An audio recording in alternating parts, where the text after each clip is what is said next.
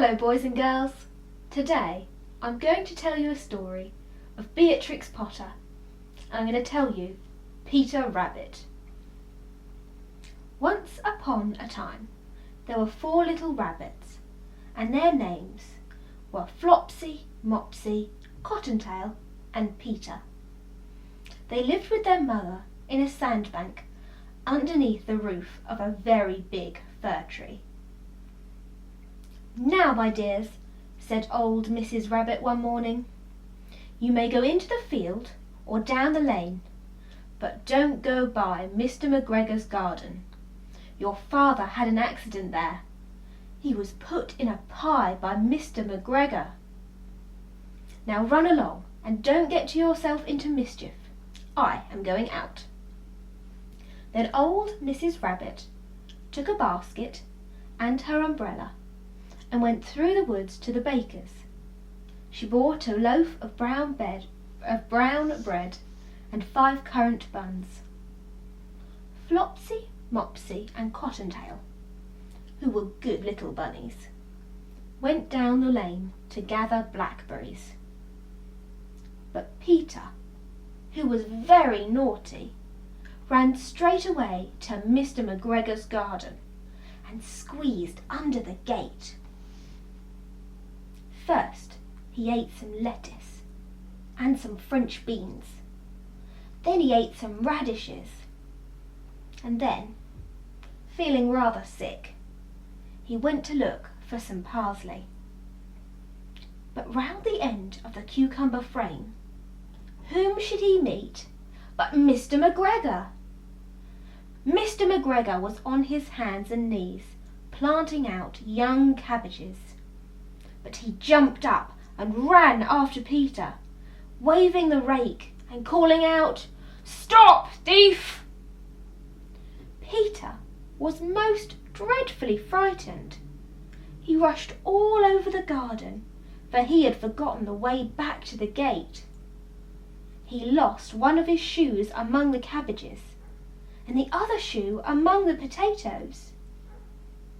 After losing them, he ran on 4 legs and went faster, so that he might have got away altogether if he had not unfortunately run into a gooseberry net and gotten caught by the large buttons on his jacket. It was a blue jacket with brass buttons, quite new. Peter gave himself up for lost and shed big tears, but his sobs were overheard by some friendly sparrows, who flew to him in great excitement and implored him to exert himself.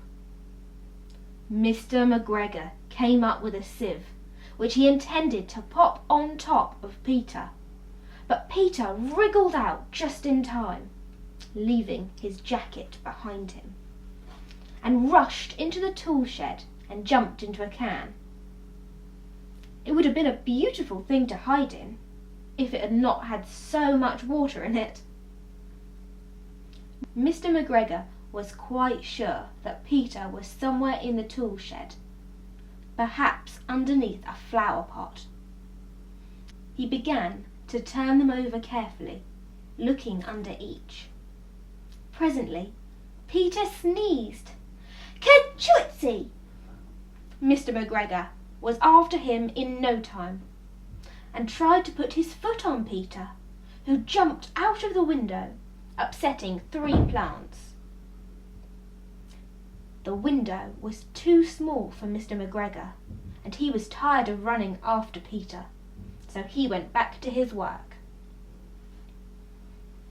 Peter sat down to rest.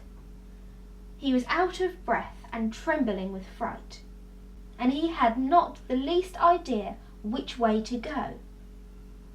Also, he was very damp with sitting on that can.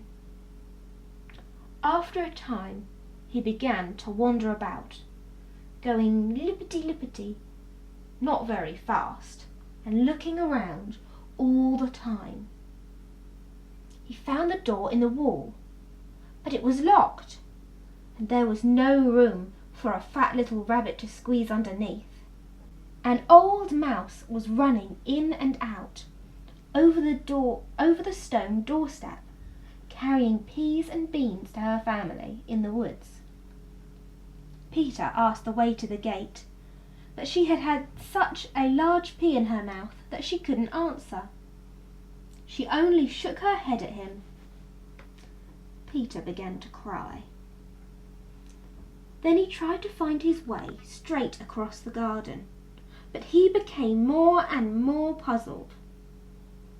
Presently, he came to a pond where Mr. McGregor filled his watering can. A white cat was staring at some goldfish. She sat very, very still, but now and then the tip of her tail twitched as if it were alive. Peter thought it best to go away without speaking to her. He had heard about cats from his cousin, little Benjamin Bunny. He went back to the tool shed, but suddenly, quite close to him, he heard the noise of a hoe. Scritch, scratch, scratch, scritch. Peter scuttled underneath the bushes, but presently nothing happened. He came out and climbed onto a wheelbarrow and peeped over. The first thing he saw was Mr. McGregor hoeing onions. His back was turned to Peter, and beyond him was the gate. Peter got down very quietly off of the wheelbarrow and started running as fast as he could go along the straight walk behind some blackcurrant bushes. Mr. McGregor caught sight of him at the corner, but Peter did not care. He slipped underneath the gate and was safe at last in the woods outside the garden.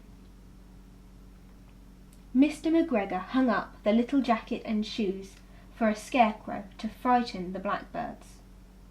Peter never stopped running or looked behind him till he got home to the big fir tree. He was so tired that he flopped down upon the nice soft sand on the floor of the rabbit hole and shut his eyes. His mother was busy cooking. She wondered what he had done with his clothes. It was the second jacket and pair of shoes that Peter had lost in a fortnight. I'm sorry to say that Peter was not very well that evening.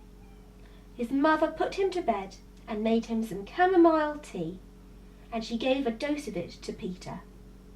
1 tablespoonful to be taken at bedtime.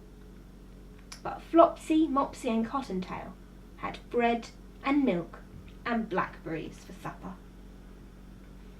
I hope you've enjoyed that story, and I shall see you again very soon.